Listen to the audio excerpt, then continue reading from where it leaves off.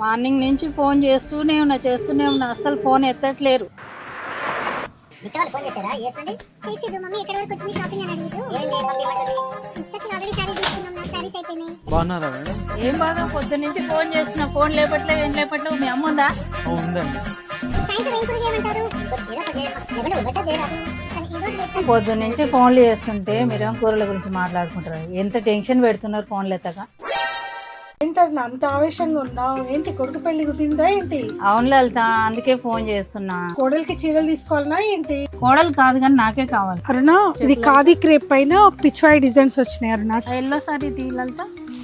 ఇది గద్వాలమ్మా. ఇది ఓపెన్ చేయకు ఇక అది నాకు ప్యాక్ చేసేసి, ఇది నాకు నచ్చింది. ఓకే అరుణ. లలిత, నా కోడలికి చూపించావా తాంబూలం సారీస్? ఇందాక వద్దన్నావు కదా.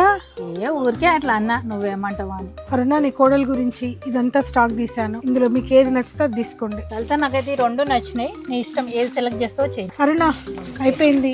మన వాళ్ళకి ఏం చెప్తావో చెప్పేసి. ఏం చెప్పినా, ఎక్కడెక్కడ తిరిగినా నీ షాప్ లో దొరికినంత మంచి మెటీరియల్, క్వాలిటీ ఏది కూడా నాకు బయట నచ్చలే. ఇంకా ఇంతకు మించి ఏం చెప్పమంటావు లలిత? బోడుపల్ మొత్తం నీ సారీస్ పేరే. Thank you very much.